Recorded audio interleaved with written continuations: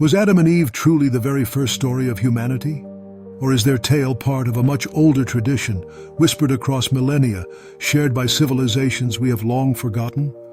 Long before the Torah, the Bible, or the Quran, humans looked to the earth and sky, to rivers and clay, seeking to explain the unexplainable. Where did we come from? From Mesopotamia to Egypt, from the mountains of Greece to the rivers of India, from China's ancient flood legends to the sacred texts of Abrahamic faiths. Every culture asked the same question. Every culture told a story of first parents, of survival, of divine creation. In these myths, we find both the miraculous and the morally complex. Stories of siblings who married to repopulate the earth, of humans molded from clay, of floods that wiped away the old to make way for the new. This video explores the forgotten myths of humanity, the stories that predate Adam and Eve, that shaped our ancestors' understanding of life, and that continue to echo in the narratives we inherit today. Our journey begins in Mesopotamia, the cradle of civilization, between the Tigris and Euphrates rivers, around 2100 to 1800 BCE. Here, in the Fertile Crescent of Sumer, humanity first recorded its earliest myths, not just as stories, but as windows into how ancient people understood life, creation, and the human condition. Among the oldest texts are the Atrahasis epic and the Enuma Elish, written in cuneiform on fragile clay tablets. In these tales, humans are not born from love or chance. They are deliberately created by the gods, molded from clay, infused with divine essence, and given life for a purpose. In the Atrahasis, the gods tire of their endless labor. They are powerful, immortal, but burdened with work, digging canals, tending the earth, sustaining the world. To relieve themselves, they seek a solution, a servant race, a creature that can toil in their place. The goddess Nintu, also called Mami, mixes clay with the blood of a slain god, shaping the first humans. These early humans are mortal, fragile, imperfect, yet alive and bound to serve the god's will. This is a pattern repeated in Mesopotamian myth. Clay is the substance of life, malleable and humble, but divine breath transforms it into human consciousness. Humanity begins as both earth and spirit. Then comes the flood. In the Epic of Gilgamesh, around 2100 BCE, the gods, frustrated by humanity's noise and disobedience, decide to wipe them out. Atrahasis survives by building a boat, preserving life. This story bears striking resemblance to the later story of Noah. Survival through divine instruction, a single family tasked with preserving the species, and a fresh beginning for humanity. Notice one important feature. These myths never explicitly focus on sibling marriage. Humanity is fragile, often in small groups, but the assumption is that the first humans will multiply. The mechanics of procreation are left implicit. Yet the idea of originating from a single pair is clear. One first family, from whom all others descend.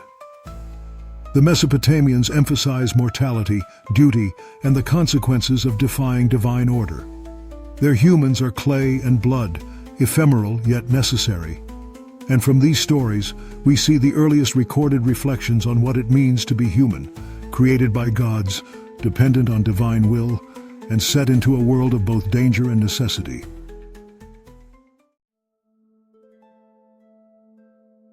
Our journey moves west to the banks of the Nile River in ancient Egypt between 2500 and 1500 BCE, the era of the Old and Middle Kingdoms.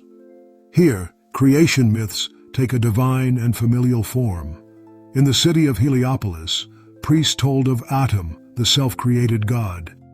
Atum existed alone in the primordial waters of Nu, and from his own essence, he produced Shu, god of air, and Tefnut, goddess of moisture.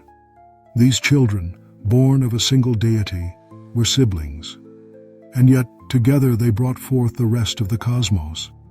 Geb, Nut, Osiris, Isis, Set, and Nephthys.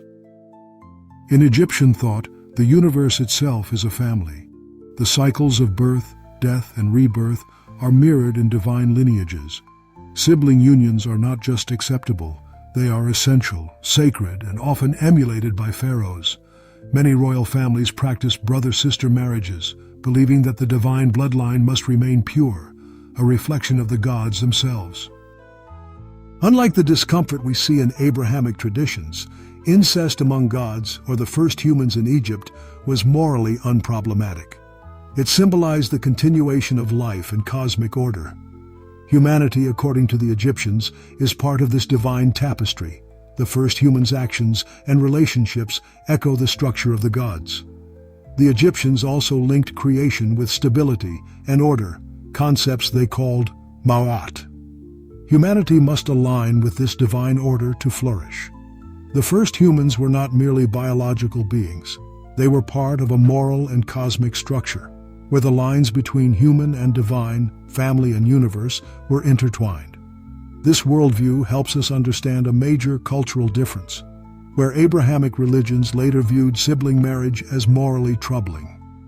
The Egyptians saw divine families as a model for sustaining the cosmos itself, a symbolic and practical necessity reflected in the lives of their rulers and their understanding of life itself.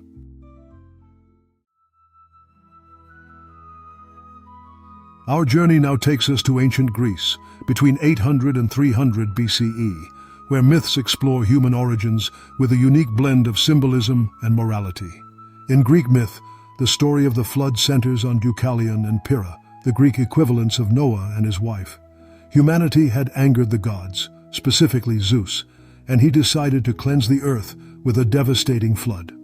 Only Deucalion and Pyrrha survived, guided by the oracle of Themis, the goddess of divine law and order. Here, a moral problem emerges. If all humans descend from a single pair, how can the earth be repopulated without violating moral norms like sibling marriage? The Greeks found a creative solution. Deucalion and Pyrrha were instructed to throw the bones of their mother behind them. They realized this meant stones of Mother Earth. As they cast the stones over their shoulders, each one transformed into a man or woman.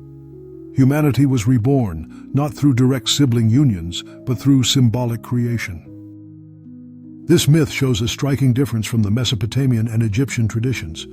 Greek myth avoids the moral dilemma of sibling marriage by introducing a miraculous, allegorical method of reproduction. It emphasizes the power of divine law, symbolism, and human ingenuity, rather than relying on a literal first family model. Yet even here, the theme of a single pair as the origin of humanity remains central. Every culture wrestles with the same question: how do we begin? How do we multiply? How do we preserve morality and divine favor while continuing the human race?